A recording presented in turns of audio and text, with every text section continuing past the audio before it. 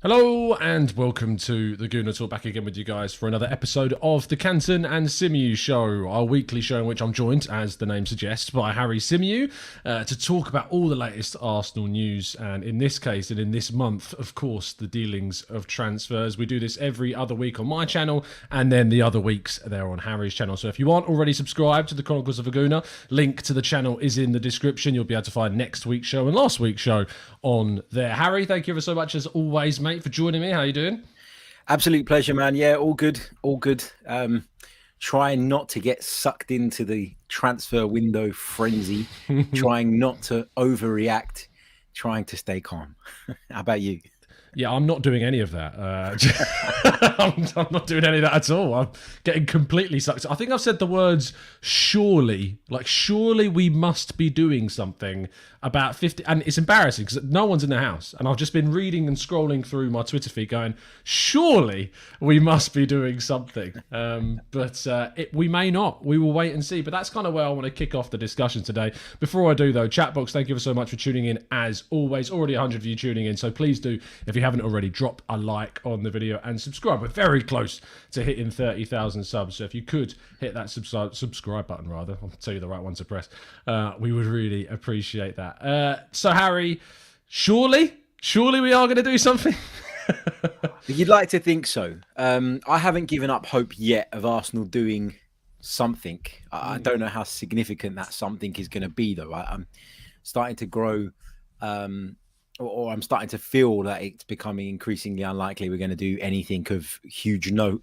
But I do think that context is key here. And I do think that going into this window, had we not had the situation we have had with Pierre-Emerick Aubameyang, I don't think the need for a striker would be there.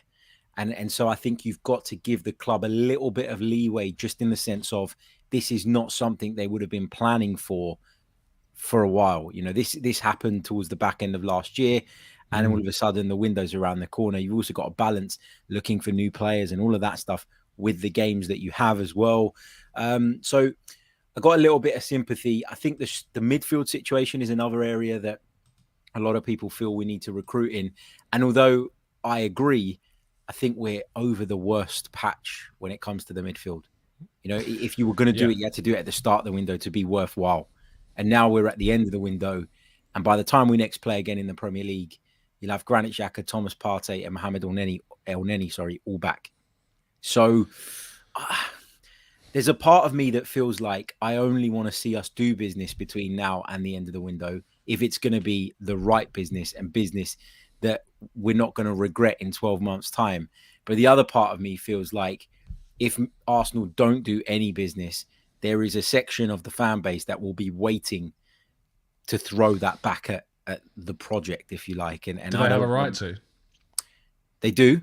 They do. They'll have a right to if our season completely blows up in our face, if it's because we failed to recruit, if it's because we failed to take the measures necessary. But what I've got an issue with is people overreacting before that happens. That's maybe not an issue. It's not an issue. It's something I struggle to get my head around. Obviously it was unfortunate you couldn't join us last night on Lee Judge's TV because I joined. I say it was a shame because, you know, at points I could do with your backup at some time. But no, I think that Dan, who we know sits on a different fence to us sometimes, but I did align with quite a few of the things that Dan was saying last night, and Sophie raised some really good points too. I'm frustrated about this window. I agree with you in the sense that we could have strengthened earlier, and we're probably not going to see a strengthening in the midfield until maybe, you know, after probably the entire season at this point. It's not looking likely. We don't have to. So I think what will happen now is that, if anything, it will be a striker, and it will be, you would think maybe Isak's release clause is a possibility, which we know they've done in the past with Thomas Partey. And if we also think back to the signings that we made in the January of last year, in 2021, using the loan market, it could be possibly a loan player for someone. They're the kind of two routes that I see. But the point was raised, Harry, that we're out of 2 cup competitions, and both of those exits can be attributed to us not acting soon enough Go on, respond. Hit me back with it. Go on. I don't know that you can attribute the Carabao Cup exit to that. I think the FA Cup, fine. You know, we went away to Nottingham Forest. We had a lot of players missing. We didn't have the strength in the middle of the park to control the game, in my opinion, and we got done with a late goal, which Nottingham Forest very much deserved. The issue I have with people saying that it's what cost us in the Carabao Cup is that we weren't guaranteed to beat Liverpool anyway. This wasn't Arsenal versus a team that they should be beating, yet we were so under strength that we couldn't do it and we were embarrassed. We lost narrowly over the two legs, really, to a side that are on a completely different level to us, to a side that are at a complete different stage of their project, if you like. And there's no guarantee that we would have beat them if everybody was fit and available. And then you go into the final and you play a Chelsea side, if you get there, who, again, there is no guarantee that we beat. And by rights, we shouldn't beat. So the Carabao Cup, winning that was always going to be difficult. You could have had everyone available and it still would have been tough. So I think what I'm struggling with the Carabao Cup bit in particular is we went to the semi-final of the competition. And we didn't get done by a side that we're better than. We didn't get done by a side who we're expected to beat. It's a pretty decent run to go to the semi-final. So I understand the outrage around the FA Cup. I really do. Third round, embarrassing. But Carabao Cup, I don't know that I read into that one too much. Do you think that an error was made rushing Tomiyasu back into the team when the following game we started two players that were both available in Ben White and Rob Holding? I know that Tomiyasu's better, but he could be out for a month. We could be missing him for Wolves. We could be missing him for the game after that. It gave me kind of bad memories of Thomas Partey being rushed back against Tottenham. And I think that for all Arteta's positives, these kind of inexperienced moments and maybe these rushed choices do hamper us at times. And I think this was an example of one. Yeah, I agree with that. I think, all of us would have liked to have seen Tomiyasu play if it was possible. And it was possible for him to start the game, clearly, because he did. But obviously, of course, it's really easy to look back and say, well, it was a mistake. Now, I think when you look at it fairly, it probably was a mistake, particularly if we're going to be without him now moving forward. But that's something that Mikel Arteta is going to have to learn. That's something that Mikel Arteta is going to have to improve on as a manager. And I guess as a manager, just like in any other walk of life, you'll probably go through experiences like the one he's going through now off the back of that Tomiyasu decision. And that will almost shape how you look at these things moving forward. I mean, I know we're saying it's a mistake, but do you feel like hiring somebody like Mikel Arteta carries these risks, doesn't it? So should we be so surprised when we then see these things happen is kind of the issue that I'm struggling with. Like, I don't really know how we should be reacting to this stuff. The thing is, though, Harry, like with that's kind of where I was a year ago. And I kind of made the argument about he's inexperienced, he's going to make these errors. But in a season where we have a real chance of getting top four, it is those inexperienced decisions that could cost us from getting that. And then I think the argument, to say if we had maybe a more experienced coach in charge, those mistakes wouldn't have happened. And we might be on our way to top four. I'm just trying to play devil's advocate, of course, and I do genuinely believe in some of those points as well. And I think it's important to raise them. It's just this January really has kind of taken a hammer blow to my kind of position on the coach and Edu as well. And Edu's someone that I've really kind of backed and really kind of supported as well. And I do feel at this stage, even with days left, and things can change and things could turn around. But I think there's been naivety that has contributed to both of them. I get the idea that Liverpool is a team that we have by right no right to kind of expect to beat them. But when you come away from Anfield with a 0-0 kind of draw, going into the next game, I would have been smarter still with the decision making. I would have probably switched to a back three and continued that back three that managed to get that clean sheet at Anfield, and used some of the players that maybe would have been better in the wing-back positions, like maybe move Tierney to the left centre-back and Nuno Tavares to the left wing-back to give us a little bit more on the break. But obviously all this is with the benefit of hindsight. But the Ainsley Maitland-Niles decision and the Tomiyasu decision and the fact that, we are now 3 days out from the end of the window and we haven't brought anyone in, all of those factors, I think lead to build an argument quite credibly against the coach at this point. Yeah, I think you can build an argument against the coach, but I'm not really sure that the lack of transfer activity up until this point is something you can pin on the coach. I think, it's clear to me that there is obviously some kind of instruction from above that we need to move players out. That for the next phase of the rebuild, if you like, to occur, Arsenal need to move players on. And for years, Tom, we've sat here and we've got all this dead wood. We can't get rid of them. The reason we can't get rid of them is because nobody wants them. The opportunities are not there to get rid of them, and we're stuck with them, and it's delaying us moving forward.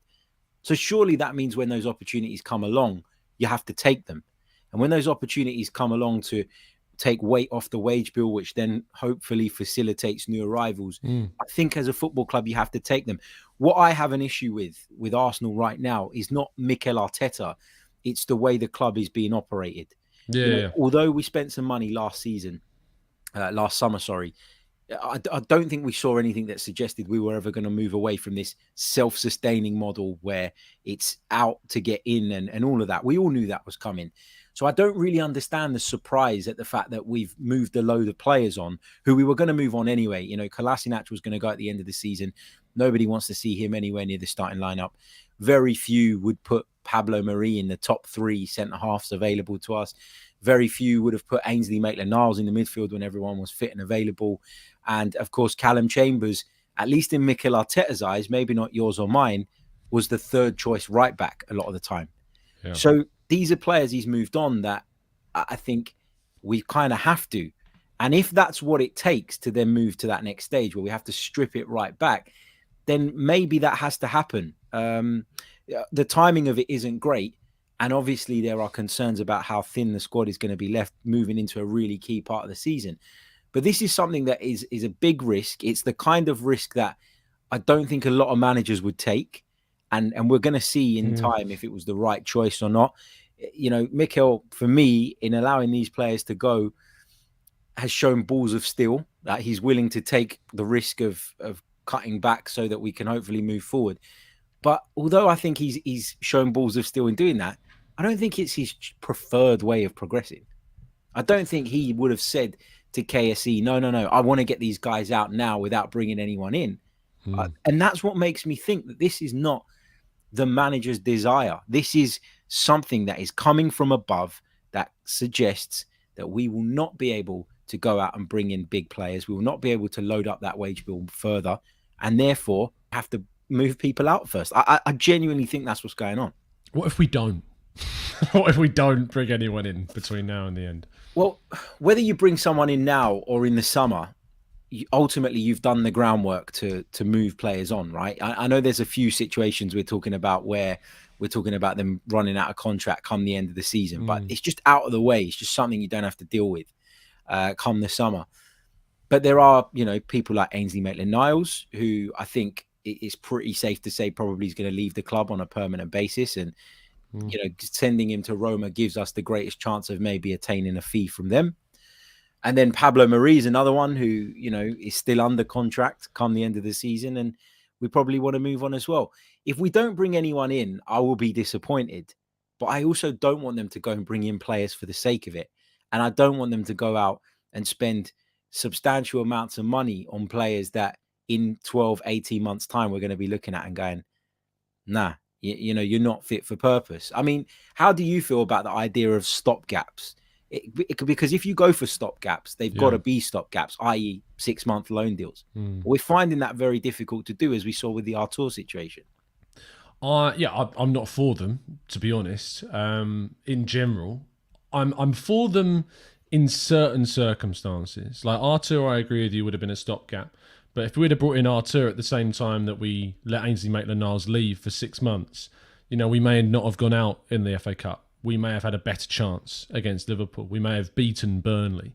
We will never know the answers to those hypotheticals, but a 6-month loan deal for a midfielder during this month could have really helped. And those 3 points, those 2 points that we dropped against Burnley could be the difference between making top four and not. That's my concern that I have with that and not getting them in earlier.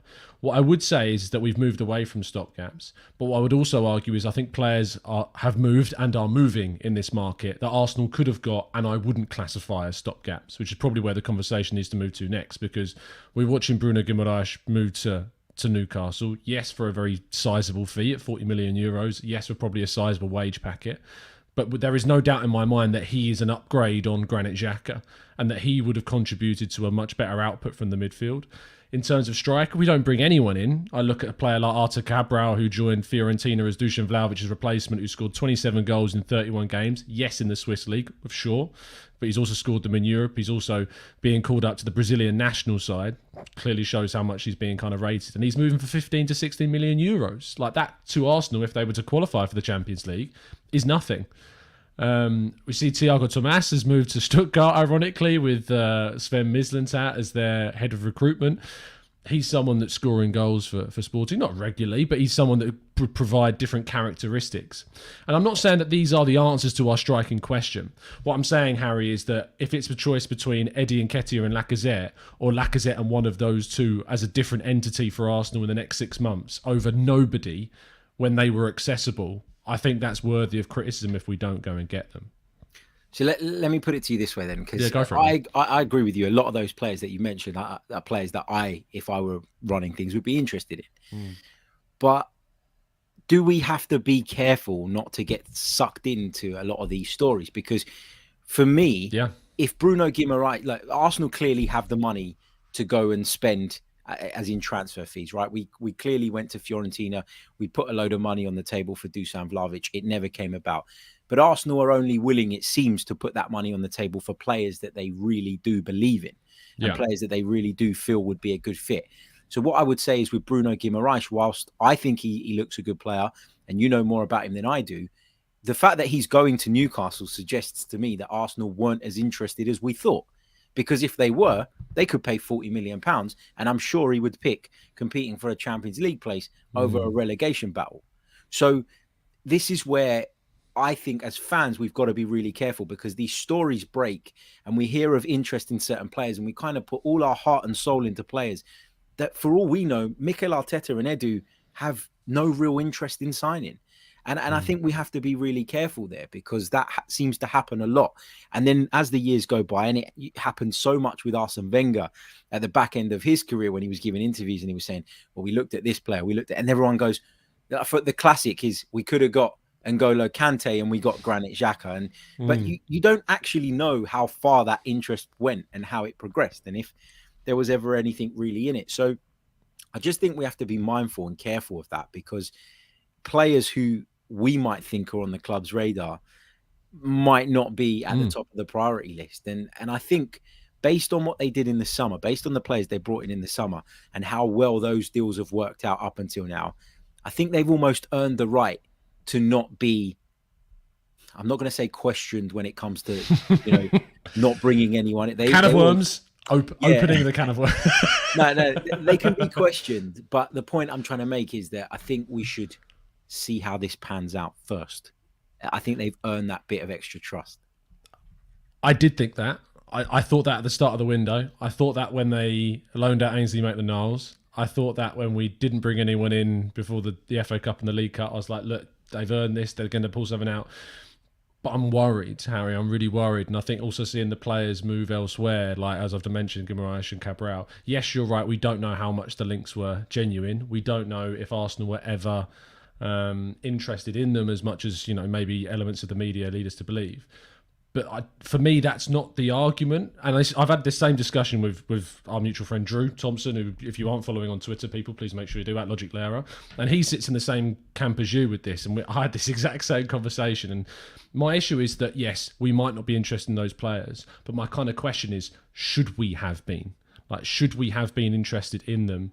Should we have signed those players because they could have given us that boost to the last 6 months of the season? Because we're in a situation where we can get, we can get top four. It is achievable this season. And for my money, I just think that if we don't bring the types of players in that could add something, either add quality or just add something different in terms of a characteristic, maybe the same level as Lacazette for 6 months, but someone who's a different style, like, can add aerial threat or, is absolutely rapid and can run in behind, someone like that kind of level. Or in midfield, someone who's a better progressor of the ball, or someone who's more reliable with the ball, or a really good recovery tackler, kind of those things that we lack a little bit in midfield. Maybe if we did those things, it would propel us towards our best chance since probably 18-19 of achieving a top four place. And if we don't do that, yes, we've set ourselves up for 2022 summer to then go and improve the squad, but we've missed a really good opportunity. We might miss a really good opportunity now. It is an opportunity, but it's an opportunity that's presented itself because of, I believe, more so the fact that some of the teams around us haven't been good enough, as opposed to our improvement being as significant as some would have you believe. I genuinely think that. I think obviously Spurs had a difficult period at the start of the season. It led to their manager being sacked. Manchester United, difficult period, manager being sacked.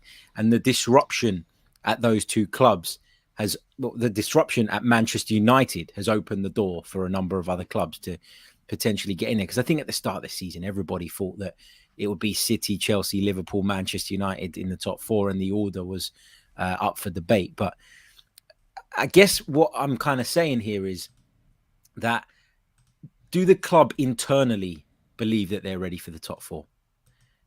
And look, people will say it's a lack of ambition, and to a degree, I agree with that. But what I'm saying is, I don't expect there to be any panic or deviation away from the current strategy if Arsenal miss out on the top four and only finish in the top six this season. What if we don't finish in the top six? Then that's a different matter. And as I've said many, many times, if we don't finish in the top six, you got to question what we're doing. And you've got to start asking the questions about whether this is actually going to work.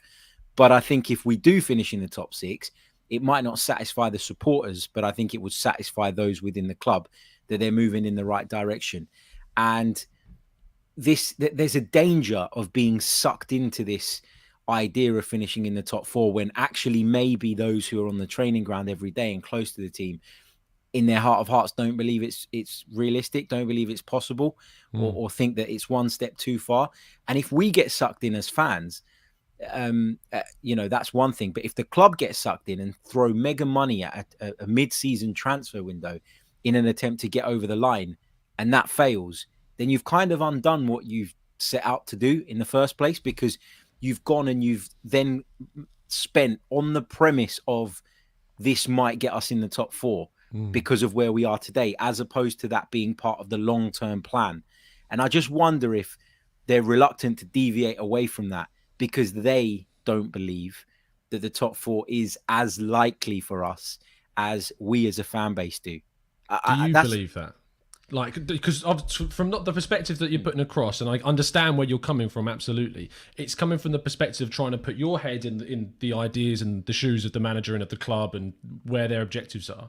But and that's where I've been. But to try and get a better sense of kind of the wider argument, I'm trying to take myself sometimes out of the shoes of the management, out of the shoes of the club and where they're looking, and looking more so at kind of what we're actually capable of, looking at this squad and going, actually, no, I disagree with the idea that the club thinks that top six is, minimum for this team.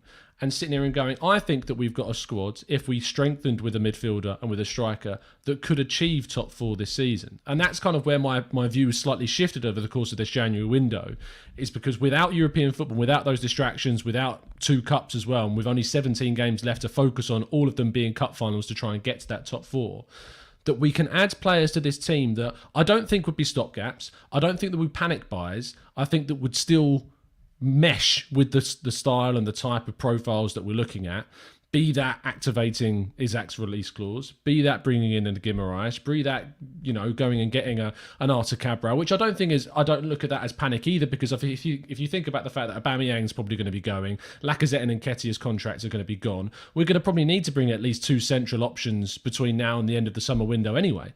So I don't look at necessarily a £15 million striker that offers difference to what we have now as a panic buy. I look at that as someone who could, really add something to this team.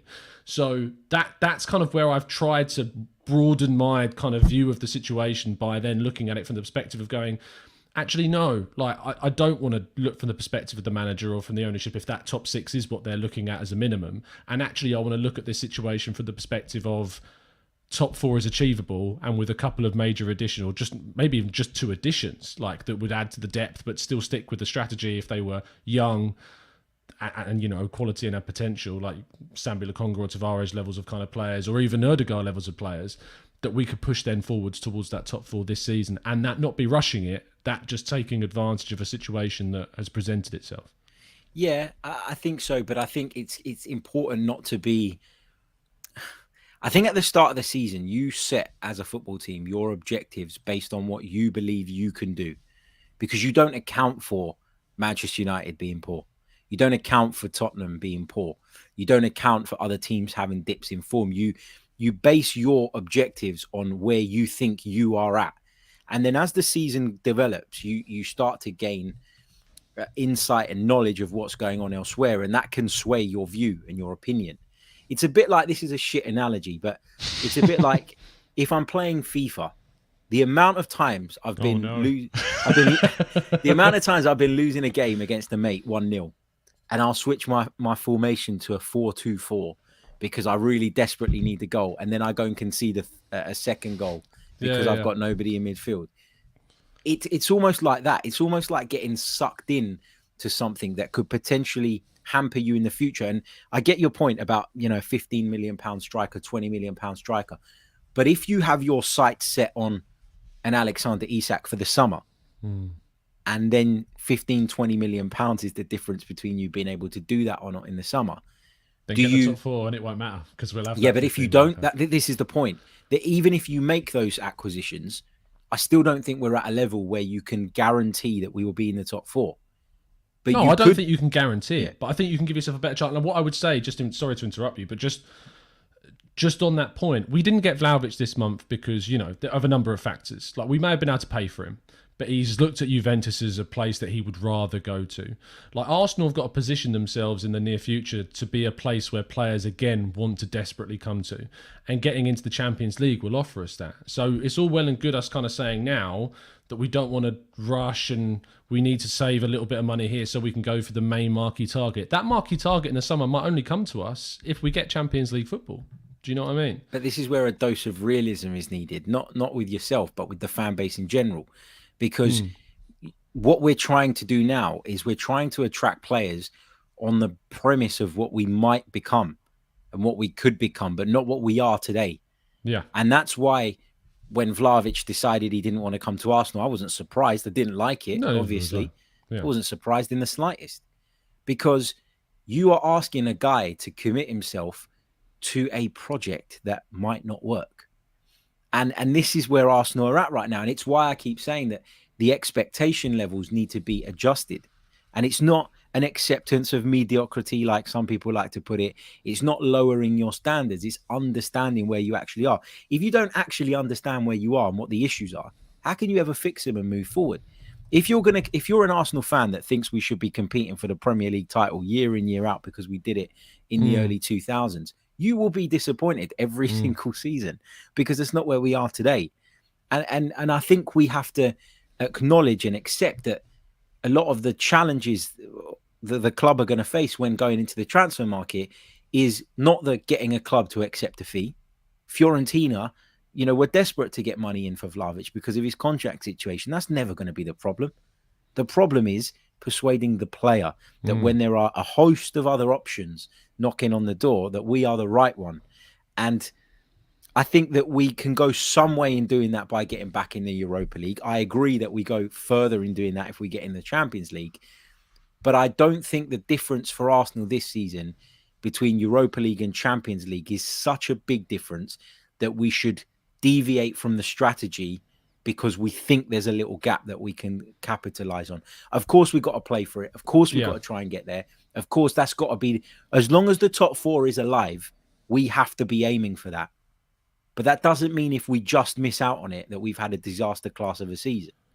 I don't think what I'm suggesting though is deviating from what I believe the strategy to. I'm not going to sit here and say I don't think it's not the strategy because I don't know what it is. I'm not in the dressing room. I'm not in the boardroom. I'm not there. But based on what I've seen and what we did in the summer, I just don't feel like what I'm suggesting is deviating from that strategy. I'm still looking at players of quality. I'm still looking at players that are gettable. I'm still looking at players that are within the age profile of what we're looking at. And I just feel like that there is, and I do disagree with you in this, the difference between the Europa League and the Champions League. If Arsenal were in the Champions League right now, I do feel like there would have been a much better ability to sell Arsenal to have, not necessarily him, but maybe just a level of player that if we're up against those same type of teams in the summer and we don't have it, we may struggle to get the player that, Mikel Arteta or Edu wants us to sign. I don't feel like this is one where we're going to, reach kind of a mutual ground on this, but I just hope that in the next kind of few days, we see Arsenal are going to bring a player in and bring someone in to give us a better chance. I'm not saying that top four is impossible with what we've got, but I do think it's very, very difficult. And I'm also concerned about with the managerial situation that you look at, say, I believe we had the fifth best squad in the league right now. And I'm concerned that, say, a Tottenham, who I believe have a worse squad than us, but have a very, very good manager.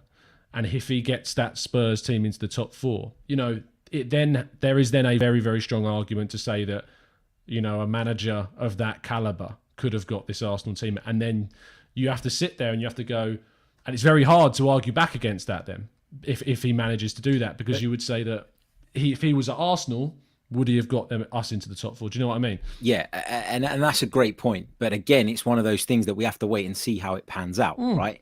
Also, we can only speculate right now. That's all we can do. Exactly. But also, I think that at Arsenal, we're doing a much better job of laying the foundations for the future. Tottenham have just signed Hugo Lloris up to a new contract. How long is Hugo Lloris going to still be at the top of his game? You look at their central defensive options, most of them are woeful. You look at their fullbacks, questionable. The only reason, Antonio Conte is having to patch things up by playing a different system to accommodate for the shortcomings of the likes of Eric Dyer and Davinson Sanchez. You move into the midfield. Is there anyone in that Spurs midfield? They bang on about Oliver Skip. Is he someone that you look at and think is going to be a big player for the future? And then you've got Harry Kane, who obviously doesn't want to really be there. And outside of Heung-min Son, that's the point. Like, it's not just about now. I look at Arsenal, and the reason I'm so optimistic and positive about where we're going is that I look at a core of a team that I could see being the core of our team for at least 5 or 6 years, of players who have the ability to go on to a really, really high level. And I think the issue that we're what we've done in the past is we've spent money frivolously and we've spent it on players that were not fit for purpose, and we've ended up being stuck with them. And now we're in a place where we've gone into the window. We've looked at Dusan Vlahovic. We've tried to do it. We've got the money for that. But then you look at the Artur example, where clearly the Arsenal hierarchy didn't feel it was worth taking him on an 18-month deal because of the financial commitment that means. Yeah. And all you're seeing now is the club being a little bit, being reluctant to spend it on players they're not sure about. But in the case where they believe that someone is the right fit, here you go. Here's the money, just like they put on the table with Vlahovic. So I don't think that's a bad approach. I think it does leave us thin now. And I think there are risks to this approach, especially between now and the end of the season. But if we were to somehow sneak into the top four with this group that we've got now, without any major additions, we're then in a position in the summer where we are in the Champions League. We have a greater appeal and a greater hook, yet we also have the money that we didn't blow in January or didn't spend in January on players who might be good and might be good squad players, but aren't going to take us up to that next level. And I think that's what they've so far have decided. I think if an opportunity comes, they'll take it. But for now, I think that's the way they're looking at it. And it's frustrating, but I'm not sure I can say it's wrong. this is a conversation that will be left open-ended and one that we will have to revisit at the end of the season, Harry, because, you know, it's impossible, because all we can do right now is to speculate. I agree with a lot of what you said, and I think that from both perspectives there are a lot of really solid points that I think a lot of people, and I've seen people in the chat box agreeing on both sides. So we'll see where we end up. We'll see what we do in the end of this window, of course, too, and where that leaves us. We've got about 5 minutes left. I didn't want to ignore the chat box completely. I know that sometimes these shows, as you can imagine, get very debatey, and we want to get through that. But I do want to give some opportunities for a couple of questions before we wrap up. Martin says, Tom and Harry, do you think we need to deviate from Arteta's player profile and look at older, experienced players to help guide the young ones? Because, I mean, we are losing a lot of experienced heads in the team. You can only, I suppose, have so many young players without that guidance before you get into certain situations where an experienced head would be really valuable. Yeah, and I think Edu made a point of saying that, didn't he, just after the summer, just after the season started and we had that really bad start. And we looked at it and he came out and he said, look, the first stage is to build the foundation, is to bring in the players that we see as the longer term. And then the next stage, I'm paraphrasing, obviously, is to then add that experience and additional quality that takes you to the next level. And I think that's the level we're at. But I think you can get players who have a lot more experience than maybe their age suggests. Martin Odegaard is a prime example of that. You know, he played a lot of football in Spain, in the Netherlands, in his home country, and is now in the Premier League. And he's still a young lad, but he's got that experience. You know, Ben White had a season in the Premier League, a really good learning curve of a season in the Championship before that. And I think it is possible to find that middle ground between experience and players who are still going to be of value in 3-4 seasons' time. But again, this is all about finance, because if you've got the finance to be able to go and chuck it at somebody experienced without worrying about what that means for the next 3-4 years, then I'm sure you'd do it. But obviously we're not willing to spend that. And again, it comes back to the point I made earlier on. Instead of putting that on Mikel Arteta, put it on the people that are running the club, because he is working under the constraints. I'm sure, look, there's rumours he's wanted for the Man City job, right? Do you think that when Mikel Arteta goes to Manchester City, he'll be skimping in the January transfer window? No, exactly. He'll be backed. Yeah, it's all about it's all about the environment you're working in, unfortunately, and I think that's the key point here. Yeah, no, it's a fair point. Glenn Cook says, do you think bringing in Isak at the end of the window is a risk worth taking for 90 million euros, which of course is his buyout clause? This goes back to the point I was making earlier, and it depends on whether the club think he's worth that risk, and whether they think that it's worth making that investment now to try, like you say, and push for the Champions League. But the difference with Isak is that this is one that your decision will be made up based on what you see from him overall, what you think he'll bring overall, as opposed to just the next 6 months. I'm not sure I want to pay £90 million for Alexander Isak. I've got to be honest, euros, yeah. Definitely don't want to pay £90 million. No. I think he's a good player. I'm not sure he's worth that. And obviously that's not his value. That's what Sociedad have set as a release clause. I would knock on the door. I would make an offer of below that, of around about 60, 65 million euros, and see what happens. But you've always got that option, just like we did with Thomas Partey, where if it's not working and it's not moving the needle and you really want him, you know what you've got to do. Yeah, I do feel like that is the one deal that I still have a little bit of hope for happening. And as you say, look, if we do it, it clearly means that they assess him and they deem him good enough for the situation, because he does have that release clause. It's one that until the window shuts, or until probably about halfway through deadline day, when we'll be like, yeah, but it's not going to happen. But yeah. Do you think that this potential, or this idea of moving Aubameyang on loan and getting some of his wages at least off the wage bill would open the door to something like this? I do, but I think that it's a really touch and go situation, because there's no guarantee as well that Isak says yes, but like, just because you pay a player's release clause doesn't mean they're forced to join. So, and there have been reports, whether you believe them or not, that that he would want to finish the season with Real Sociedad, or that he's not 100% sold on Arsenal's project.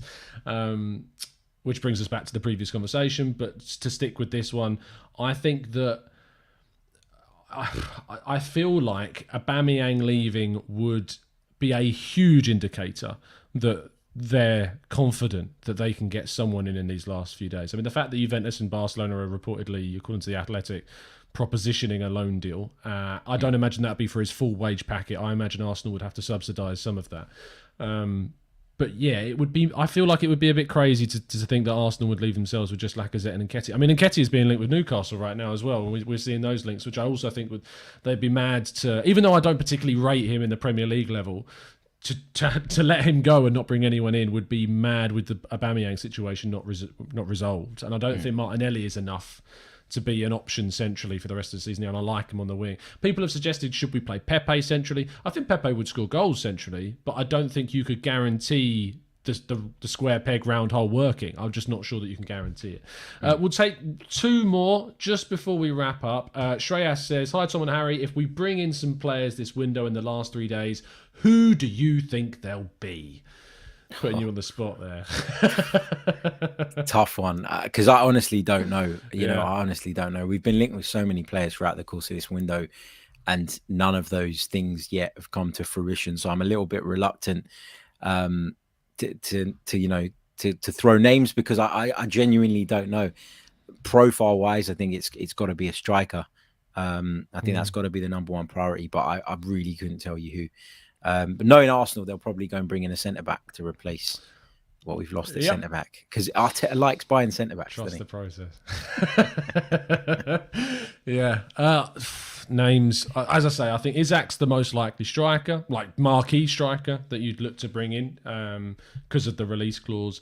Similar to that, I look at someone maybe like Tyler Adams for a central midfielder, because he also has a release clause of £32.5 million reportedly. So those two I look at as possibilities. Saying that, we've not been linked at all to Tyler Adams since about November, so I'm not sure how likely that one would be. But players that are accessible, players that would be making a step up from Sociedad, RB Leipzig, and I do still believe that to be a step up from RB Leipzig, despite the fact they're in the Champions League. Definitely. I would still say that's a step up. Despite what Dominic Szoboszlai might tell you. So, but I would be looking at players that can make that step up, that can add something, especially in midfield if they're versatile, like Adams is to play in right back cover if we need him to. So that's what I'd be looking at. And last one, let's go to... There's so many good questions, and I don't want to... I feel bad missing out on so many, but we do need to wrap things up. Soul Checker, who I've not seen in the chat box, I may have missed you, but thanks for joining us, mate. How do you see Arteta's rebuild so far, only based on the outgoing players in the last few windows? I would rephrase the question slightly, because I agree with you, Harry. I don't think Arteta's wildly responsible as much as, say, Edu is for the outgoing. So how would you look at how we're selling players still right now? Well, there's this thing that going around that we're a really bad selling club. You're only a bad selling club if you made mistakes when you were buying. That that's how it works, right? You spend silly amounts of money on players, and then when it comes to allowing them to leave or having to get them off the wage bill, and you're forcing them out by sometimes paying off their contracts, sometimes allowing them to go on loan, sometimes allowing them to go for free, it means that you made a mistake in the first place. Otherwise, the interest in them would be there. I don't think he's had much choice in the way we've moved players on, and I don't think that he or even Edu, in a lot of senses, can be held accountable for that. I think the big one that Edu got wrong in terms of financial commitment was Willian. It was crazy to give him that contract. It didn't work out, but fair play, whether it was Willian or whether it was, kind of Arsenal and Willian, a combination of the two, the agent's influence, I don't know, but they dealt with that well, considering how badly it had gone. I just think that the thing with moving people on and selling people, you can only sell what somebody wants. Something that nobody wants doesn't have any value. And I don't get why we struggle to see that at times. Yeah, no, I think you raised solid points. I think I would say to people, judge how we sell players that were in demand. Like, look at how much we sold Joe Willock for an example. Perfect example. Chambers wasn't in demand. Torreira, we struggled to sell Torreira. I mean, we struggled to get him gone in 2020, let alone 2021. So we talk about him getting player of the month for Fiorentina this month, but we were struggling for interest in him. We were struggling for interest in lots of players, hence why we had to pay off contracts just to get them out of the club. So I do agree on this level. I still think we need to improve a bit more in certain areas of loaning and being a little bit more careful about who we loan players to. And, in certain situations, maybe like get $1 million or $2 million or $3 million for a Callum Chambers that leaves, or try and like sell our players better, like a Mustafi or something, or a Socrates. Try and sell them a bit better so you can get something for them.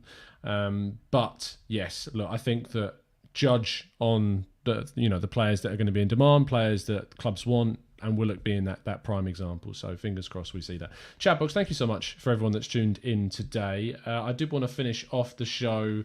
There was a great, here we go. Jabu says, like I said earlier, Tom, don't stress. We're getting De Jong, Tyler Adams and Isaac. So look, I want to finish off the show with this optimism because I like it. Harry, thank you so much, mate, as always. You're not contractually obliged to this show. It was just kind of a verbal agreement at this stage. But thank you still for coming on the show. No, you return the favour, so it's all good, man. No, it's always good to chat football and Arsenal with you, man. Absolutely. Tell people where they can find you and what you're going to be up to. Yeah, you can find me on the Chronicles of a Gooner. I'm going to be doing a live stream just after 5 o'clock. So if you fancy that, head over to the channel.